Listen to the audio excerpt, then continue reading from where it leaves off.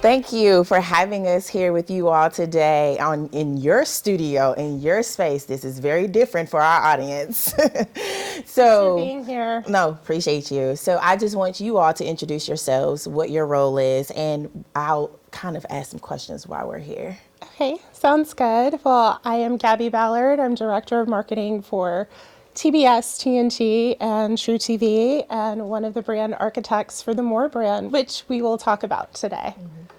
My name is Dan Cho. I'm VP of Social Marketing for the T-Nets, TNT, TBS, and TruTV, and work very closely with Gabby on the More initiative as well. So let's talk about the More initiative. I mean, I saw it first on social, and I immediately reached out to you, Gabby, and I was like, what is this? So I'm going to allow you both to have the opportunity to kind of talk about the initiative and why you all feel like it needed to be created. Well, it started as a homegrown, employee-driven initiative. You know, we are very collaborative in our work environment, and we really, over like a couple of years ago, we asked the question, how can we be more inclusive? How can we provide opportunity? How can we provide access for underrepresented communities? And through that dialogue, through that collaboration, the More initiative was born. And More actually stands for more from us, means more for you. And really, it's about supporting, empowering, and telling the stories of underrepresented communities, especially within the Black and Brown communities. Awesome. Yeah, very, very well said. I'll just add that I think the More initiative can be a lot of different things, and when we kind of started with that kind of positioning and that line, more from us, more for you, we need to figure out what it was going to be.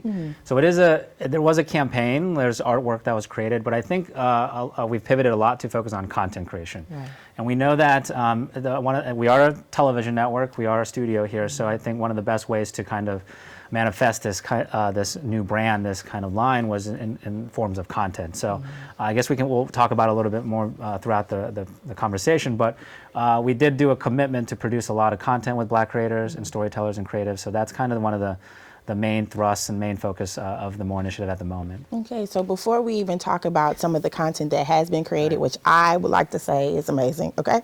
I just really feel like I want to hear, like, you all came up with this. It was from the employees. You said you wanted to see, I'm just going to guess, you said you wanted to see more representation. You wanted to see different narratives.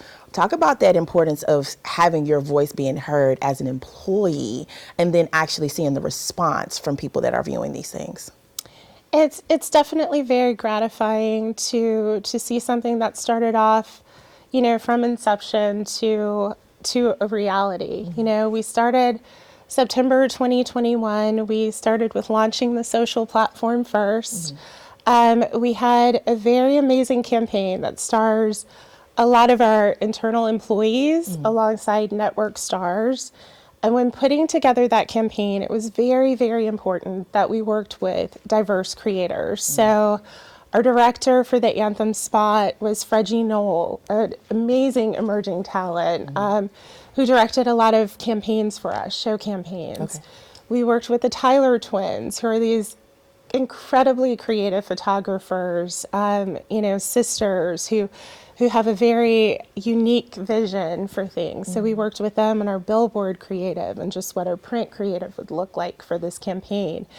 And so, you know, proposing these things and having them heard, it's very gratifying. It's very gratifying. And just to see the initiative grow. And now we're launching original series from the brand, which we'll tell you about later. And being able to start with the Atlanta community and within Atlanta as one of the home offices of our company is just really amazing. So. Now, she mentioned the social channels, you know. I want you to kind of speak on that, because seeing that the handle is more from for us or from us? More from us. More from us. So it's more from us specifically. Yes. That says a lot in a handle, you know? So just kind of talk about the direction that you wanted to kind of go in and sharing on social, because you got to have a plan. Most people think you just take pictures and post, you know? Right. There was a lot of debate. I think launching social channels of this kind of and this kind of initiative is a very big deal. And we discussed a lot of strategies, how to develop content to build a community.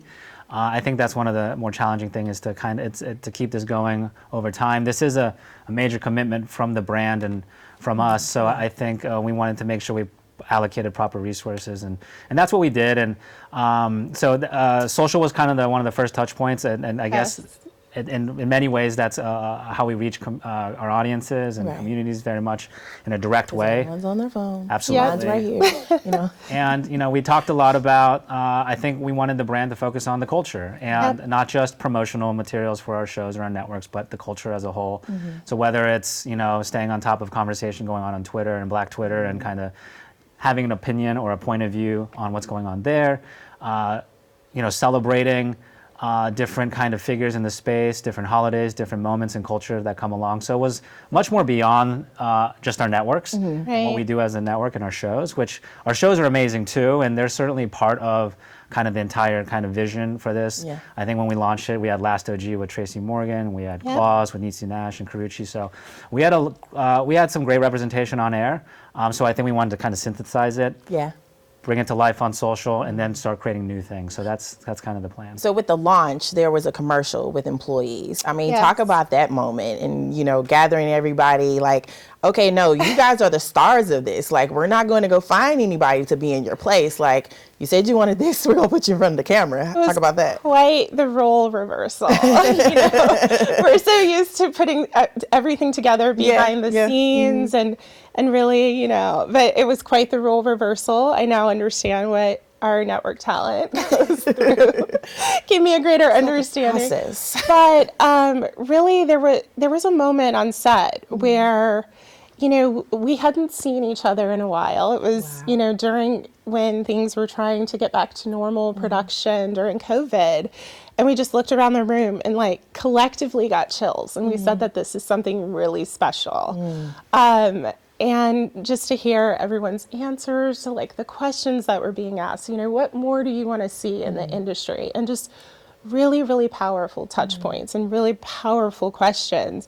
And actually, as a result of that shoot, everyone's like, we need to get together more often. We need to have, lunches and start fellowship again. So it really came from a place that was genuine, authentic, and it was just a really powerful day on set. I feel it. I'm like, you guys opened up your community to the general public, the audience, and you're inviting them into that. So it definitely is more from you all. That's amazing. So with social, have you seen the immediate impact and response from the audience that has been watching some of the things that you guys have created and are sharing on social as well as on the shows? Yeah, 100%. I would say the response has been twofold to the employee part. I think the most gratifying kind of successful response has been the employees, I would say. Okay.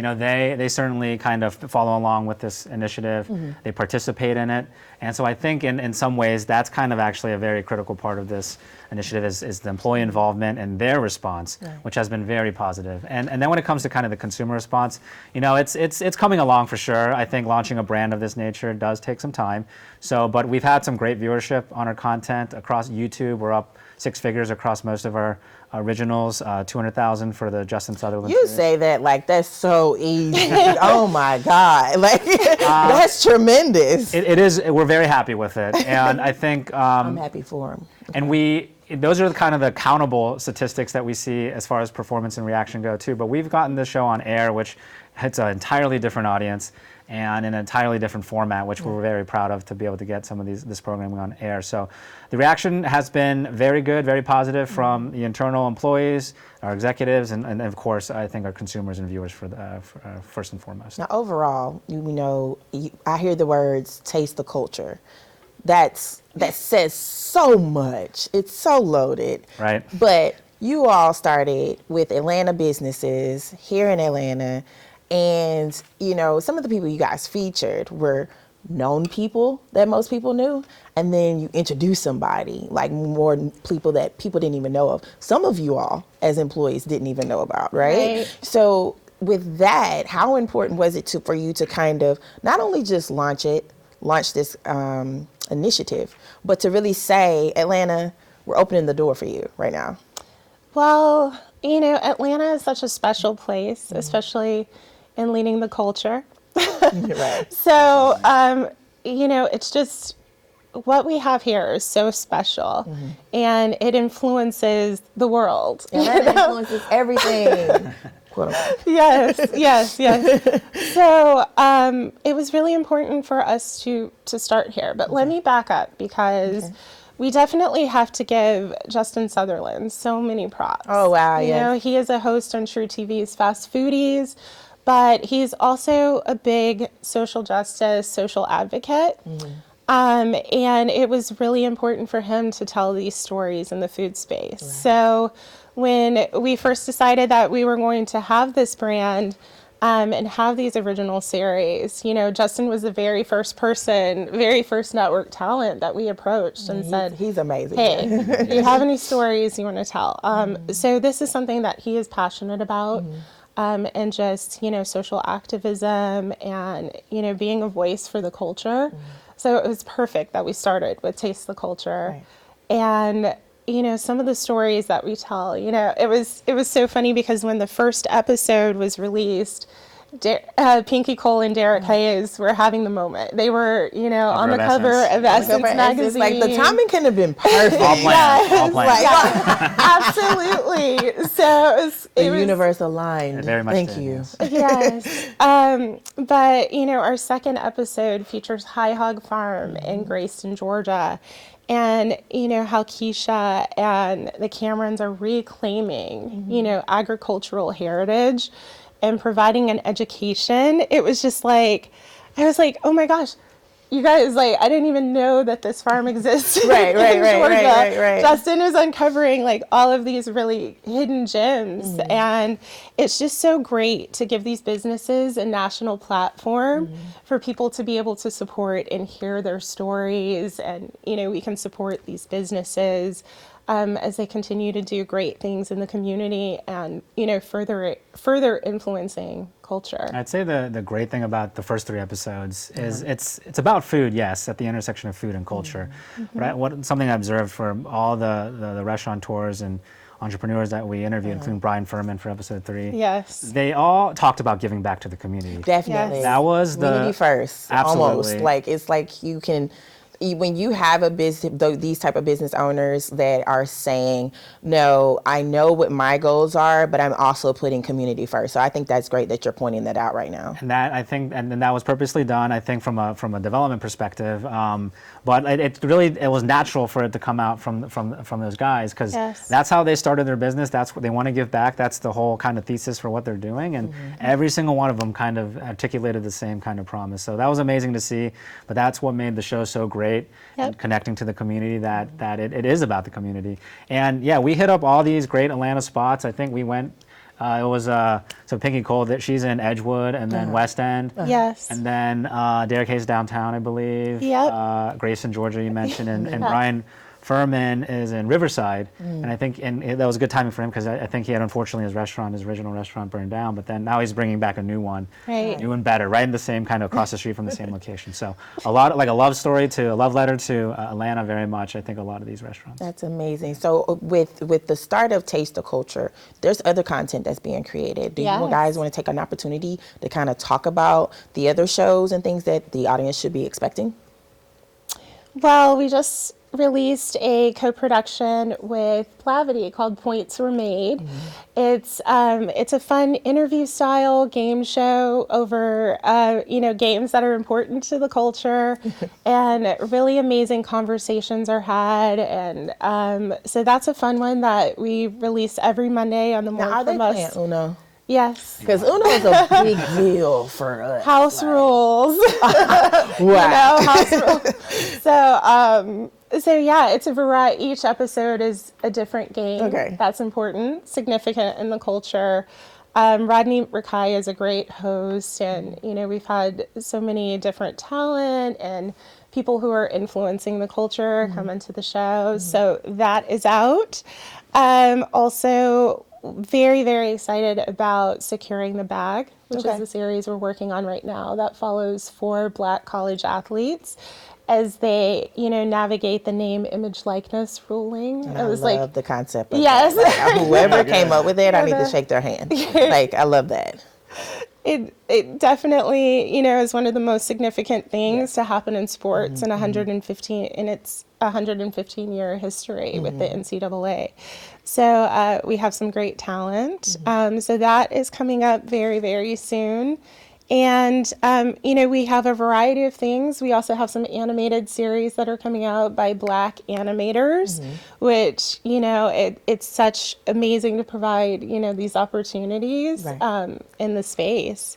So it's all about, authenticity, representation, and providing opportunity. You got anything to add to that? I think that covers, those are in production or finished production, so Right. they'll be released soon. We've been developing other ideas. I think Yes. one of the great things is that we're part of a media company, so we have a lot of resources and talent in-house that we can work with. I think some of the examples that she gave was various ways to kind of produce these shows, but we've been talking to Studio 13 here. It's a Warner Brothers studio that's focused on BIPOC creators. We've been talking to those guys. Had a meeting with Adult Swim the other day. I think they're interested in collaborating. Talked to Melissa Knowles, who's a host on HLN. Right. So there's a few kind of ideas in the hopper that we're kind of developing at the moment. And we're actually going to shoot a few new episodes of Taste the Culture next week. And this time it's in New York. We started with Atlanta, got to set the table, set the foundation. I think we're going to New York. There will be some Good luck, New York. Good luck. I mean, I'm hoping it's just as good, if not better, of course, as we do in creative. But yeah, we have a couple of interesting chefs. I think one episode will be about a chef who specializes in a special ingredient, I will say, a mind-altering ingredient. I won't go any more than that, Wow. but that's kind of That a unique sounds very interesting. angle. And one on a more serious note, I think we're talking to a chef who's going to tell her stories about her experience in fine dining. And obviously, like fine dining, that can be kind of a challenging space for a Black chef to kind of operate in. So that will be a very kind of a good story and, from her perspective. Well, that's amazing. I mean, I've heard so much today, and we've been in conversation. So let's just say we didn't just up and decide that we were going to do this, okay, people? No, this took some planning. So, but we've been talking, and soon people will be able to go to the website to see a specific interview, surrounding Taste the Culture and some other things. And I just think that this entire initiative is amazing. And one of the main points that I want to bring up that I shared with some of your PR team, I do believe it was that this was not conceived because there was any issue with the network as a whole. Most companies, they come up with these type of diversity, equity, and inclusive campaigns because they're having an issue or something's in the news. So, to understand that your voice is being heard and you're also being seen on television, and you're changing how people view different narratives about different cultures and people, I think that's tremendous. So I just want to take my hat off that I'm not wearing, to all of you all for that. And I think that is amazing. So I just want to kind of give you your flowers before we close out. So is there anything else you guys would like to share about what's coming besides the shows, or anything that you want to tell people if they want to be a part of something that you guys have going on, how they can reach out? Please take a moment to plug it. Yeah, so episode 4 of Taste the Culture is on May 5th at 10:30 East Coast time on TruTV, and we're excited about that one because it's definitely, in partnership with AAPI month. So we're excited to feature stories around the Talat Market and Kamayan here in Atlanta. The food is amazing, but that is a really special one because, we get to talk about the immigrant experience of reinvention in America and really, really amazing stories that come out of that. So watch that May 5th. You can always follow the platform More From Us on Instagram, Twitter, morefromus.com for more information, and more originals on YouTube. Anything else? I'll just kind of react to, I think, your last point you made, which it's something I think we've observed too, is that our company, our team, all the employees, they've been so amazing about this initiative. It's great to participate in a campaign like this. And there's several, like Josh Barrett, who's on my team, who's been producing all these originals for us. He's been amazing. And all of our executives, they've been really endorsing this, and they've been really supportive through this whole time. So the whole company has been kind of To your point, it wasn't a problem. Right, I think we just wanted to amplify, Yep. celebrate. Because I think that's what kind of turns Right. audiences off, and just, you know, people in general. It's like, oh, you're doing this now because, you know, such and such is suing you. You know, like Yeah. there's some type of claim or somebody's dragging you on Twitter. You know, but to see like, no, this was really a company listening to its employees, and you guys taking that initiative to say, no, we're not just coming to you with ideas. We really know what we want to do. Like, this is what we want to see. So thank you for that. Thank you so much. Proud of that, and props to Gabby as the lead for this. She's been girl. killing it. Yes. It's a collaboration. Come on, Yeah, she's not gonna. Collaboration. So thank you guys for having the Atlanta Voice here live in your studio. It really looks good in here. I just really wish y'all could see that we can't see anybody behind these lights. Like, I just thought I'd throw that out there because y'all know I don't do things normally. So thank y'all. Thank you. This was lovely. Coming to our campus We to talk appreciate about it. y'all. And that'll be a wrap for here live from their studio.